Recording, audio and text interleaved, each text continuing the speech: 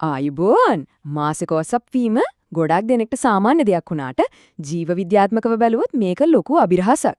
ඉතින් අද අපි මේ විග්‍රහයෙන් බලමු මේක පිටුපස්ස හැංගිලා තියෙන පුදුව සාගත පරිණාමීය කතාව මොකක්ද කියලා. හොඳයි. අපි පටන් ගමු මෙන්න මේ ප්‍රශ්නෙන්. හිතලා බලන්න මේ ලෝකේ කොච්චර ශීරපායි සත්තු ඉන්නවද කියලා?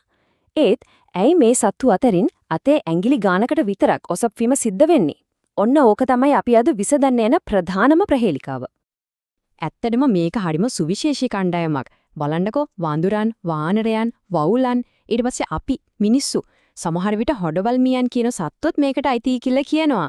ඒ කියන්නේ හරිම පොඩි කට්ටියකට විතරයි මේ ලක්ෂණය තියෙන්නේ. හරි. කතාව තවත් සංකීර්ණ වෙනවා අපි මිනිස්සු දිහාට හැරුණම. මොකද මේක ශරීරයට වටිනා පෝෂක ද්‍රව්‍ය ගොඩක් නැති වෙන ක්‍රියාවලියක්නේ. එහෙම වෙලත් වෙන කිසිම සතෙකුට වඩා ගොඩක් වැඩියෙන් ඔසප් වීම සිද්ධ වෙන්නේ අපිට. ඉතින් ප්‍රශ්නේ තමයි ඇයි පරිණාමය මේ වගේ නාස්තිකාර වගේ පේන දෙයක් ඇති කළේ? හොඳයි. දැන් අපි යමු මේ කතාවේ ඇත්තම හේතුවට.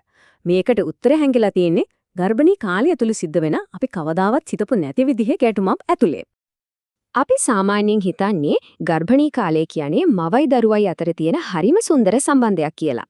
ඒ ජීව විද්‍යාත්මක ඇත්ත කතාව ඊට වඩා ටිකක් වෙනස්. ඇත්තට මේක මව සහ කලලේ අතර ගැටුමක් සටනක් කිව්වොත් හරි. මේ ගැටුම ඇති වෙන්නේ ජානමය මට්ටමින්. හිතන්න මෙහෙම මවගේ ශරීරයේ අරමුණ තමයි තමන්ගේ සම්පත්, ඒ කියන්නේ පෝෂණය වගේ දේවල් අනාගතයේදී තවත් දරුවන්ට දෙන්න පුළුවන් විදිහට කළමනාකරණය කරගන්න එක. ඒත් කලලේ අරමුණ ඒක එකම පරමාර්ථය තමයි තමන්ගේ පැවැත්ම වෙනුවෙන් පුළුවන් තරම් සම්පත් ඒ වෙලාවෙම මවගෙන් උරා ගන්න එක.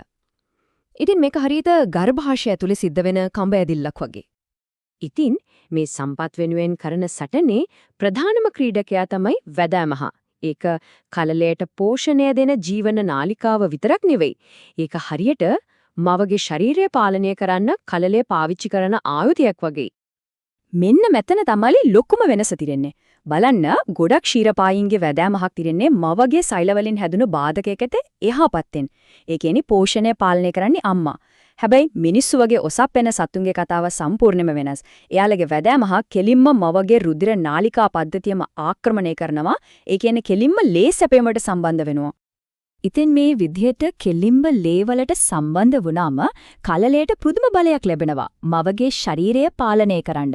ඒකට පුළුවන් හෝමෝන නිකුත් කරලා මවගේ රුධිරයේ සීනි මට්ටම දමනි කොච්චර පළල් වෙන්න ඕනද කියන එක විතරක් නෙවෙයි රුධිර පීඩනය පවා Tamanට ඕන විදිහට වෙනස් කරන්න. ඉතින් මේ ගැටුමේ ප්‍රතිඵලයක් විදිහට මව සහ කලලය අතර පරිණාමීය ආයුධ තරංගයක් පටන් ගන්නවා. මේ ආක්‍රමණශීලී කලලයන්ට මුණ දෙන්න මවගේ ශරීරයත් ප්‍රතිපහාර එල්ල කරනවා. පළවෙනි ආරක්ෂක පියවර තමයි ගර්භාෂයේ අභ්‍යන්තර භිත්තිය.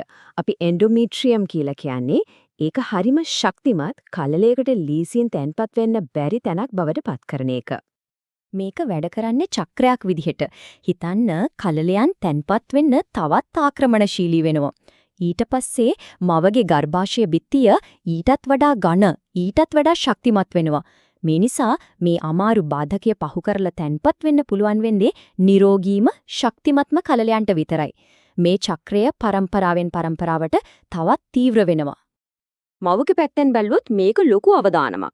මොකද මේ තරම් ගැඹුරට තමන්ගේ ශරීරයට සම්බන්ධ වෙන කලලයක් කියන්නේ අධික රුධිර වහනය, දරා ගන්න බැරි තෙහෙට්ටුව, අධිරුධිර පීඩනය, දියවැඩියාව, ප්‍රීක්ලැම්සියාව වගේ හරිම බරපතල සෞඛ්‍ය අවදානම් ගොඩකට දොර අරිනවා. ඉතින් මේ නිසයි මවගේ ශරීරය මේ තරම් තෝරා බේරා ගැනීමක් කරන්න උත්සාහ කරන්නේ. ඉතින් ප්‍රශ්නේ මේකයි මේ තරම් ලොකු අවධානමක් අරගෙන අන්තිමේදී නිරෝගී නැති කලලයක් තැන්පත් වුණොත් මොකද වෙන්නේ? ශරීරයේ ඒ වගේ නරක ආයෝජනයකින් Tamanව බේරගන්නේ කොහොමද? ඔන්න දැන් තමයි අපි එන්නේ මේ මුළු කතාවේම අවසාන පිළිතුරට ඔසප් වීමේ ඇතම හේතුවට. මේ මුළු ක්‍රියාවලියම පිටුපස්ස තියෙන එකම අරමුණ තමයි කලලයන් හරිම තදින් පරීක්ෂා කරන එක.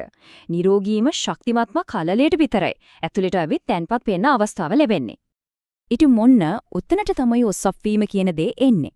ඒක නිකන් නාස්තියක් නෙවෙයි. ඒක ආරක්ෂිත පිරිසිදු කිරීමේ මෙහෙයුමක්.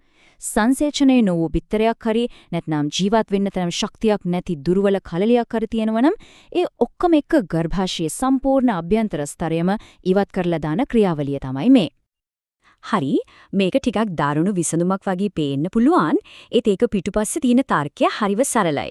දුර්වල සමහර විට මිය යන කලලයක් ගර්භාෂයේ ඉතුරු වෙලා ආස්වාදනය ඇති කරනවට වඩා මුළු සටන් බිම්ම එකපාරටම අතුගාලා දාලා අලුතෙන් පටන් ගන්න එක ශරීරයට ගොඩක් ආරක්ෂිතයි. සරලවම කිව්වොත් ගර්භාෂය Tamanගේ අභ්‍යන්තර බිත්තිය ඉවත් කරද්දී ඒත් එක්කම ඕනම රෝගී මිය යන හෝ දැනටමත් මියගිය කලලයක් පවා ශරීරයෙන් අයින් කරලා දානවා. ඒක තමයි අවසාන ආරක්ෂක පියවර. ඉතින් මේ කතාව අපිට හිතන්න දෙයක් ඉතුරු කරනවා නේද? අපේ ශරීරයේ අපි දුර්වලතා කියලා හිතන ඒත් ඇත්තටම පරිණාමය විසින් නිර්මාණය කරපු මේ වගේ විශිෂ්ට විසඳුම් තවත් මොනවා ඇතිද?